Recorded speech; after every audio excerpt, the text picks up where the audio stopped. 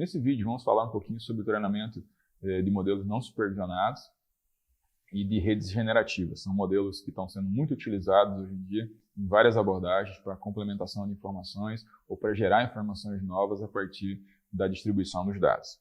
Então, a ideia associada a modelos discriminativos ou generativos possui uma diferença bem característica. Nos modelos discriminativos, a abordagem era você construir uma representação das informações no espaço n-dimensional e, a partir disso, o modelo construía a separação desses dados de forma a construir uma região de separação que fosse a mais discriminativa possível entre as classes ou entre os conceitos que estavam sendo aprendidos por esse modelo.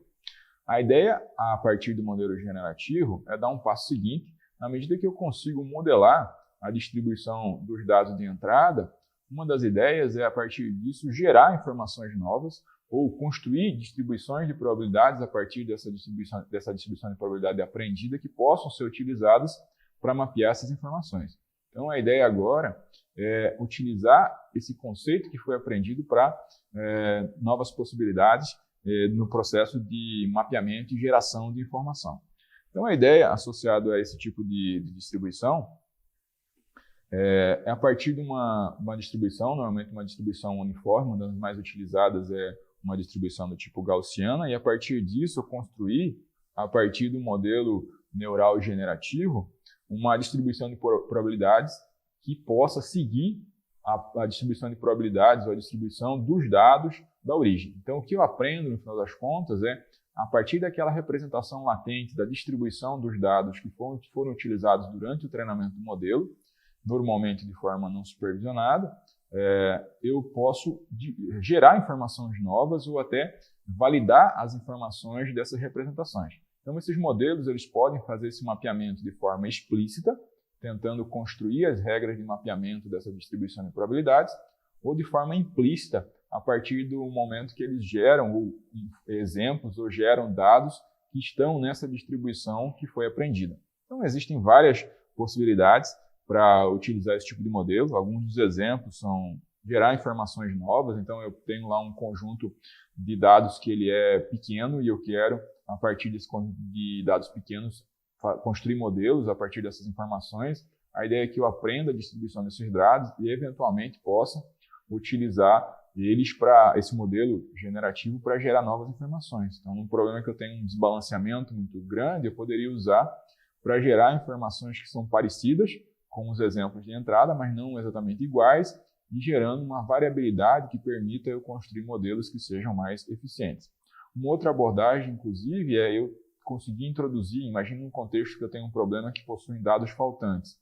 Existem estratégias para tratar esses dados faltantes, que normalmente estão associados a, eventualmente, até eliminar a instância, ou substituir os dados faltantes por médias, que correspondam aos dados que estão presentes, ou eventualmente algum outro tipo de distribuição. Mas uma estratégia interessante seria eu conseguir, dado que eu aprendi a distribuição desses dados, gerar informações para esses dados faltantes de forma a aumentar a robustez dos modelos que são treinados a partir desses dados. Um outro exemplo são conceitos associados à super resolução. Então, pegar uma imagem, por exemplo, uma resolução mais baixa, cujo o esforço computacional e de processamento é menor para ser capturada, e em um universo onde você tem mais processamento, um processamento central, aumentar a resolução dessa imagem sem perder qualidade. Então, essa é uma atividade bastante interessante, tanto do ponto de vista de aumentar ou diminuir a resolução. Um outro exemplo muito utilizado é o exemplo de você colorir imagens que previamente foram capturadas ou adquiridas em uma quantidade de cores menor. Então, tem muitos exemplos de filmes que foram capturados em preto e branco e agora estão sendo transformados introduzidas cores, né, nesses frames para poder transformar em filmes coloridos. Né. Eventualmente, simulações e planejamentos. Então, uma das abordagens interessantes é, na medida que a gente vai treinar algoritmos baseados em reinforcement learning, a gente precisa simular esses ambientes ou, eventualmente, ter um conjunto de situações baseadas em a ação e estado do ambiente que possa representar essas informações. Nesse contexto, a gente pode utilizar, por exemplo, um modelo generativo para gerar esse conjunto de possibilidades. e, eventualmente, gerar essas representações latentes que podem ser usadas como features para outros classificadores. Então, eu posso usar um modelo generativo ou baseado nesse tipo de estratégia para poder gerar as features que representam essa distribuição dos dados e depois acoplar um classificador que vai realizar a discriminação dessas informações. Então, uma das abordagens mais básicas, né, que a gente precisa analisar antes de falar de modelos generativos é o conceito de você construir informações a partir de um treinamento não supervisionado, né? Esse conceito normalmente está associado a um modelo conhecido como autoencoder, que seria codificar informações baseadas nos próprios dados.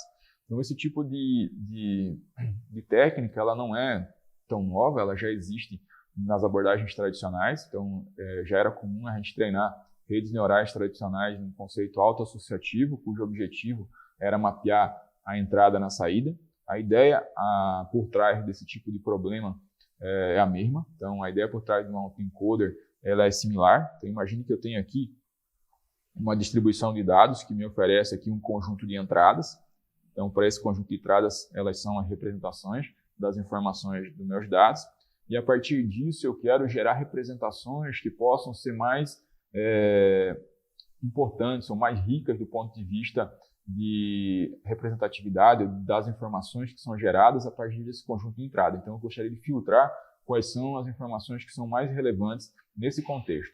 Então, a partir disso, eu posso usar o conceito associado ao autoencoder ou uma rede autoassociativa na medida que eu pego e faço o mapeamento da entrada na saída. Então, imagine que nesse contexto aqui, a minha entrada pode estar associada aqui a uma imagem, seria a imagem de uma face. O que eu vou fazer é fazer com que a saída desse modelo tente repetir a entrada.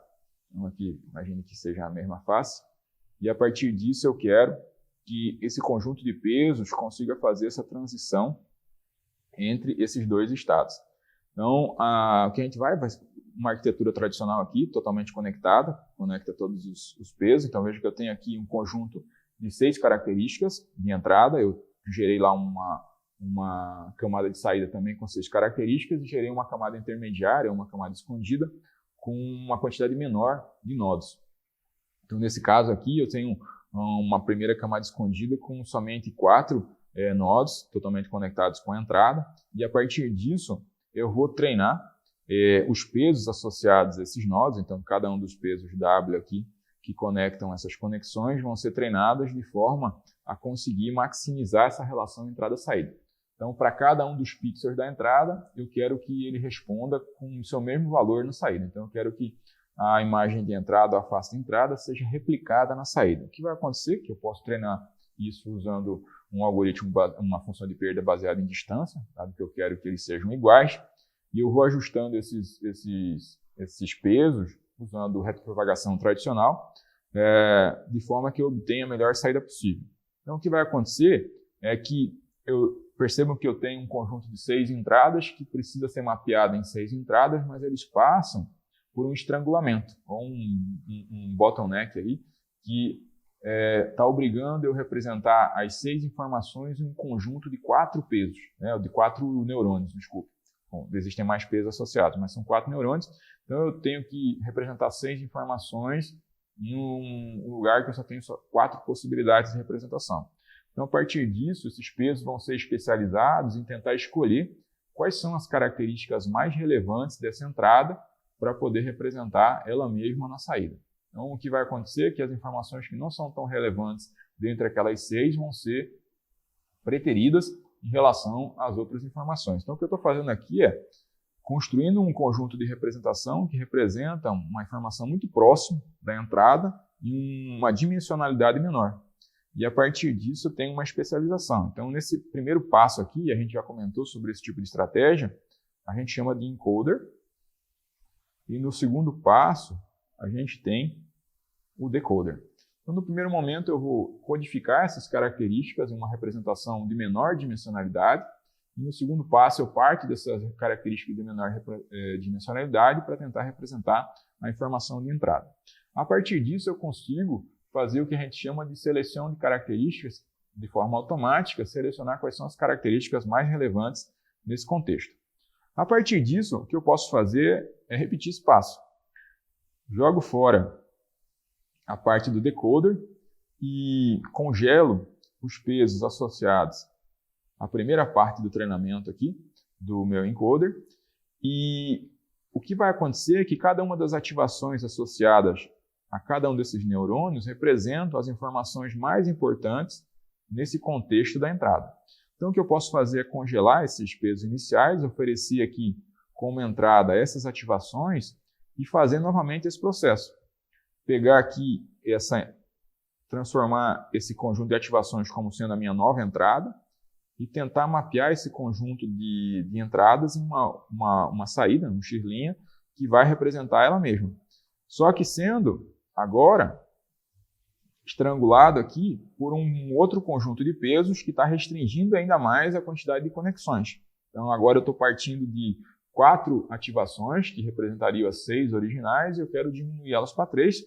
Treino novamente esse conjunto de pesos, tentando fazer o mapeamento da entrada na saída, fazendo com que eles sejam iguais, e a partir disso consigo encontrar um conjunto de ativações, ou de 3 ativações, que representam as melhores informações daquelas 6 ativações de entrada. A partir disso, o que eu posso fazer? Novamente, eliminar aqui as conexões do decoder, porque eu estou querendo só codificar as informações ou especializar essas informações da entrada aqui na saída. E depois eu posso acoplar, por exemplo, um classificador ou continuar esse processo de otimização, reduzindo aqui a representatividade, né, ou a quantidade, a dimensionalidade de representação associada a esse modelo. Então, no primeiro contexto, eu poderia pegar e construir um classificador sobre essas 3 features aqui, que são uma especialização em relação a essas 6 features de entrada aqui, que são as features originais, e a partir disso eu poderia gerar aqui meu contexto de probabilidade em relação às saídas. Então, o conceito de autoencoder está muito relacionado a isso, né? Eu tenho a minha espacialidade de entrada, que são as informações, tem um processo de encoder que codifica essas informações em um espaço latente, um espaço escondido aqui que representa essas informações uma dimensionalidade muito menor, e depois eu tenho o princípio de decoder, né, que depois que fez a parte do encoder, o princípio de decoder que parte desse espaço escondido e gera essa mesma representação, né, que é uma relação da entrada, ou o mesmo dado de entrada. Originalmente, a gente, como eu falei para você, a gente treinava a rede neural a partir disso, do conceito que era introdução de linearidade e não linearidade. Depois a gente começou a utilizar arquiteturas do tipo Full Connected e Deep Learning para fazer isso, e hoje em dia a gente usa lá arquiteturas do tipo CNN ou com funções de ativação do tipo ReLU, né, nesse contexto de mapeamento aqui mais avançado. Então, a partir desse ponto, o que a gente faz? A gente treina esses pesos, tanto do encoder quanto do decoder, em um processo tentando minimizar a distância da entrada na saída, otimizando o processo de treinamento. Então, aqui uma visualização mais elaborada. Então, além de uma arquitetura totalmente conectada, como a gente está acostumado, a gente pode, eventualmente, gerar lá um conjunto de várias camadas, fazendo encoder e fazendo decoder no processo de ajuste dos dados para poder mapear essas informações. O que acontece normalmente é que essa é uma boa forma de encontrar uma representação de característica bastante eficiente. Então, a ideia é de você encontrar quais seriam os pesos iniciais mais interessantes do ponto de vista de representação dessas informações, e o que muitos pesquisadores fazem, a partir desse tipo de representação, você colocar um classificador, né, em cima dessa representação escondida aí que você constrói, dessa representação aqui latente dos dados, para poder fazer um processo de discriminação ou classificação dos exemplos. O que acontece no final é que, normalmente, depois de fazer esse ajuste, a gente faz um fine tuning, né, tanto lá do encoder quanto do classificador, para poder chegar às melhores ativações para o problema que está sendo trabalhado. Isso é muito usado quando a gente tem bases de dados pequenas, onde eu quero extrair características de forma automática, mas eu não tenho muitos dados para treinar modelos ou arquiteturas mais complexas, como uma CNN, por exemplo. Então, é uma estratégia bastante interessante para fazer esse tipo de abordagem. E vocês podem, inclusive, né, treinar, essa era uma das formas de treinamento, quando a gente não tinha ainda as ferramentas mais elaboradas, para poder treinar arquiteturas muito profundas, a gente treinava elas de forma não supervisionada. Hoje em dia a gente já consegue fazer retropropagação de pesos usando vários dos conceitos que a gente já viu nas outras arquiteturas, como skip connections, né? São várias estratégias para tentar fazer esse gradiente fluir em arquiteturas profundas, mas na medida que a gente não tinha ainda a maioria das ferramentas, a gente fazia o quê? Começava a empilhar esses autoencoders aí até fazer codificações de características mais eficientes.